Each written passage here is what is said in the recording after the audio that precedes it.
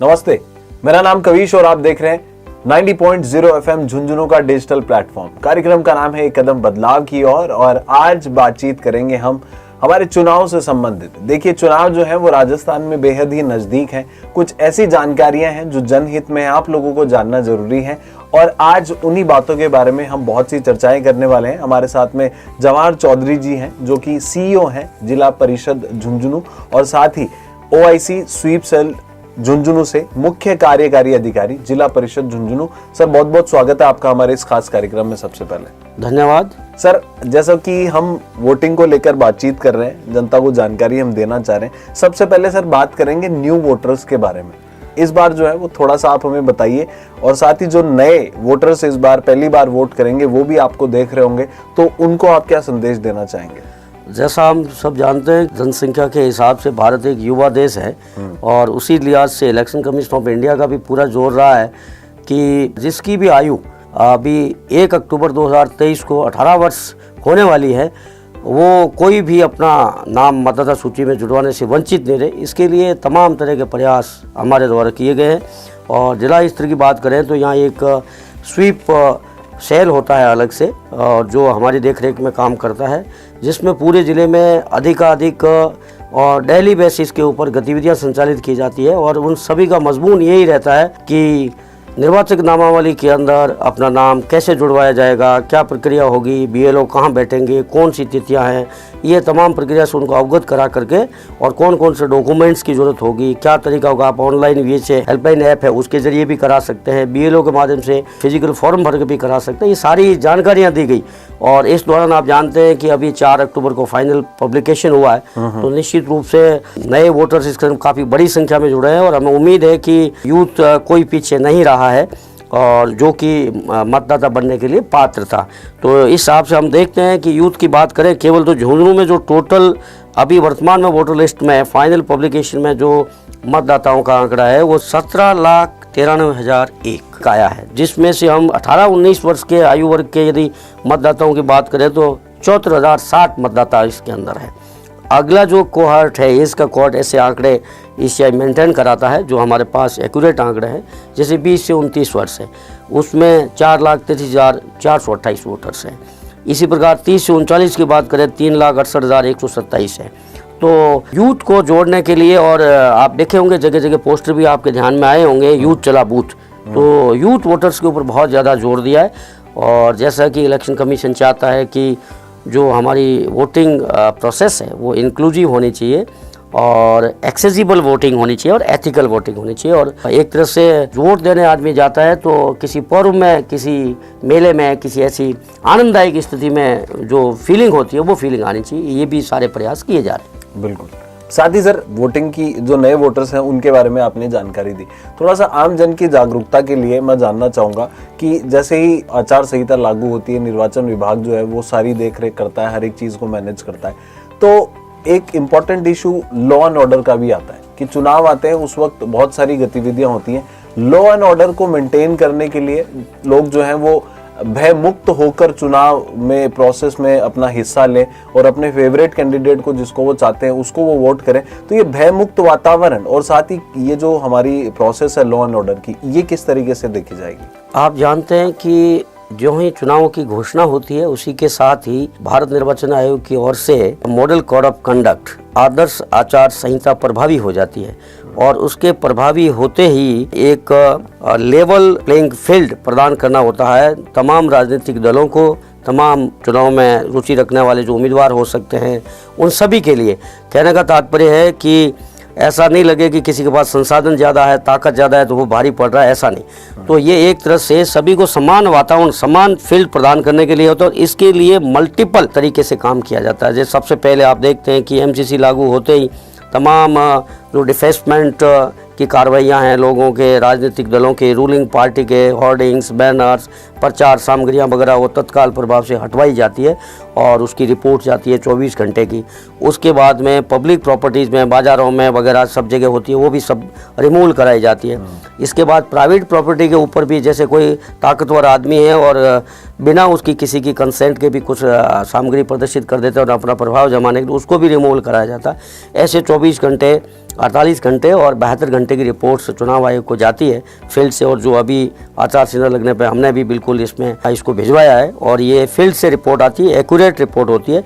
और आप देख रहे हैं कि अभी कहीं पर भी आपको किसी प्रकार के झंडे, बैनर, पोस्टिंग, होर्डिंग कुछ भी नज़र नहीं आ रहे हैं। और अब हम जो है केवल आपको जो नज़र आएंगे वो मतदान प्रतिशत बढ़ाने के लिए, अधिक से अधिक वोट करने के लिए, अपने वोट का जो है सदुपयोग करने के लिए भयमुक्त होकर के जहाँ भी आप रहते हो, वोट एक अमूल्य चीज़ है, उसके स्वीप से संबंधित आपको होर्डिंग्स, बैनर्स वगैरह प्रचार सामग्री नज़र आएगी।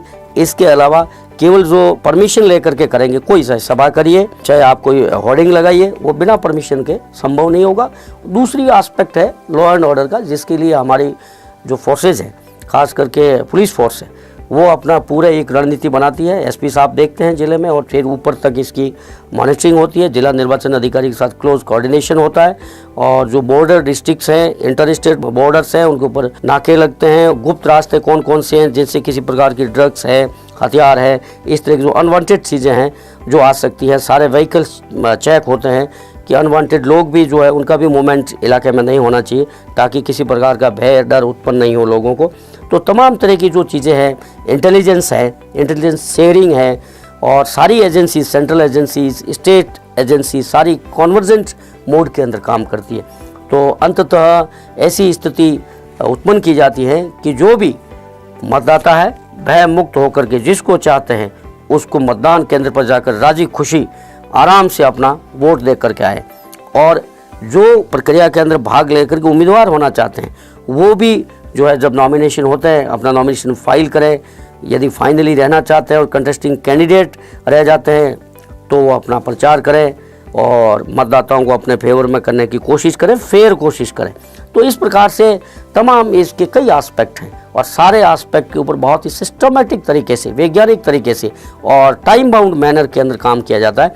तभी आप देखते हैं कि ऐसी घटनाएं बहुत कम होती है। और जो अंडरग्राउंड जिस तरीके से आप देख रहे हैं कि कैश पकड़े जा रहे हैं, ड्रग्स पकड़े जा रहे हैं और यदि बड़ी मात्रा में होता है, जैसे कि कैश पकड़ा जाता है 10 लाख से ज़्यादा है तो इनकम टैक्स को हम सूचित करते हैं जो सेंट्रल गवर्नमेंट की एजेंसी है।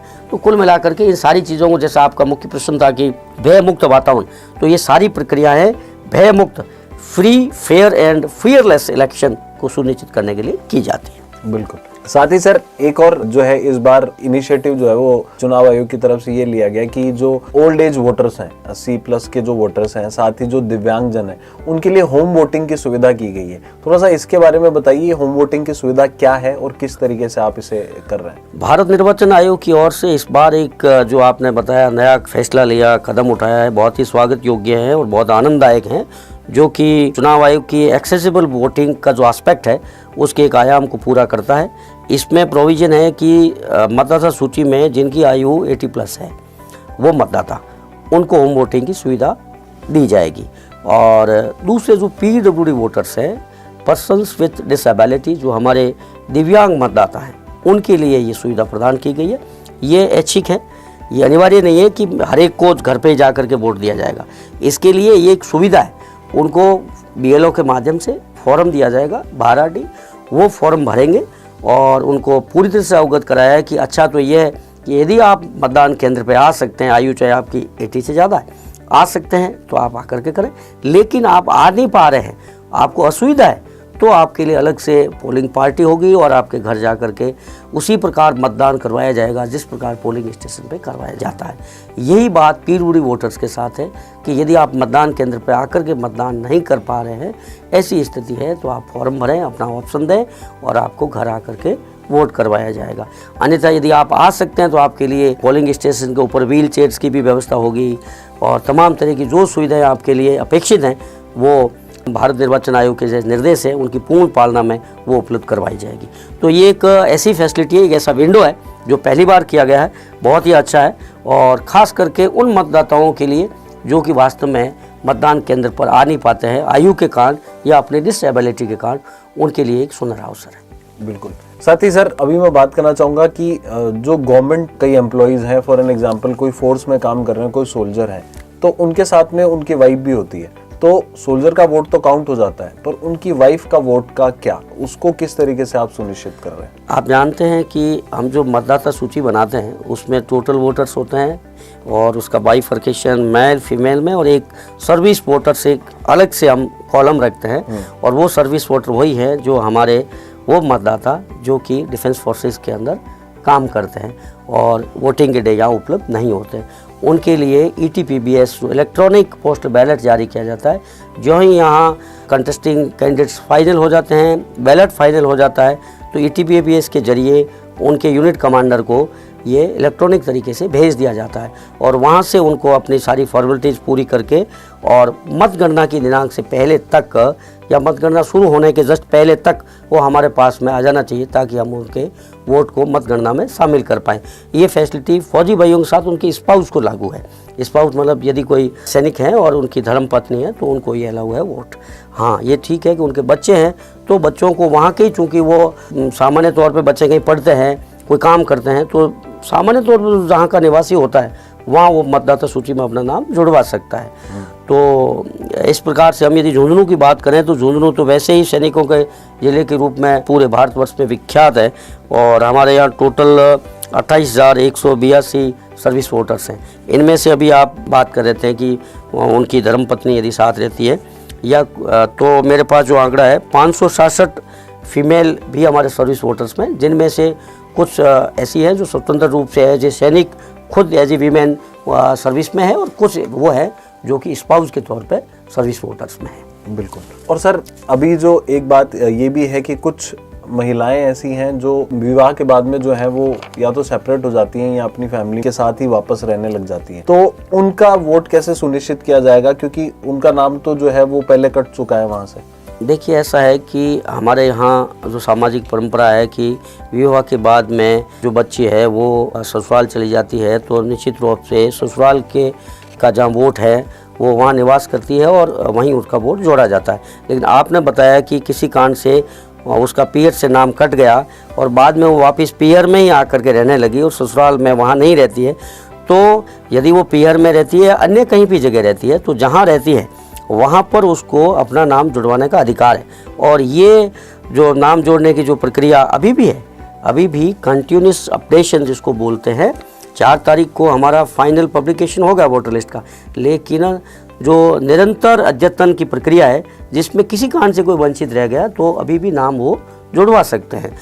तो इसमें हमने उस दौरान पूरा भरपूर स्वीप के माध्यम से और BLOs और जितनी हमारी पूरी मशीनरी जो ऑफिसर्स जो कि चुनाव से जुड़े हुए हैं उन सभी को भली भांति अवगत कराया कि जो वीमेन है जो कि अभी शादी करके आ गई है और उसका पीयर में नाम कट गया लेकिन ससुराल में जुड़ा नहीं है तो उसको बहुत जरूर जोड़ा जाए। इसी प्रकार से यदि वो किसी कारण से वापस पीयर में चली गई है तो जहाँ रहती है वहाँ उसका नाम जोड़ना चाहिए। मूल तो बात यही है कि कोई भी नागरिक जिसकी आयु 18 वर्ष है और सामान्य तौर पर वहाँ का निवासी है तो वहाँ की मतदाता सूची में अपना नाम जुड़वाने का हकदार है। ये बात सभी को बहुत अच्छी तरह से बताएगी और मुझे उम्मीद है कि ऐसा शायद ही कोई वंचित है, और यदि वंचित है तो आपके इस प्लेटफॉर्म के माध्यम से मैं अपील करना चाहूँगा, निवेदन करना चाहूँगा कि अभी भी निरंतर अद्यतन कंटिन्यूअस अपडेशन की प्रक्रिया के तहत आपका नाम जुड़ सकता है। कोई वंचित है तो ध्यान रखें, आज ही जुड़वाएं, ऑनलाइन भी जुड़वा सकते हैं और अपने जो BLO है आपकी भाग संख्या के उनसे संपर्क करके भी आप जुड़वा सकते हैं। और सर जाते जाते आप जो है वो अब चुनावी पर्व जो है वो अब से कुछ दिनों में शुरू हो जाएगा, तो आप जो है वो सभी वोटर्स को, जनता को क्या संदेश देना चाहेंगे? बस झुंझुनू, चूँकि हम अभी झुंझुनू में वोटिंग प्रक्रिया से जुड़े हुए हैं और स्वीप भी मैं देखता हूँ, तो मेरी तो अपील यही रहेगी कि झुंझुनू में जो वोटर टर्नआउट है वो पिछली बार स्टेट वोटर टर्नआउट 74% था और यहाँ हमारा एवरेज था वो 72 था, 2% कम था।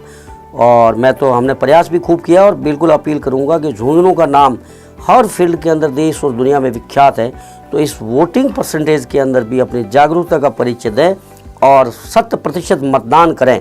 किसी का भी मत आप कहीं भी हो, सभी को पता है कि आने वाले 25 नवंबर को राजस्थान के अंदर मतदान का दिवस है। आप बाहर रहते हैं लेकिन आपका नाम ये झुंझुनू में है तो आप अपने नाम जहां मतदाता सूची में वहां करके वोटिंग करें।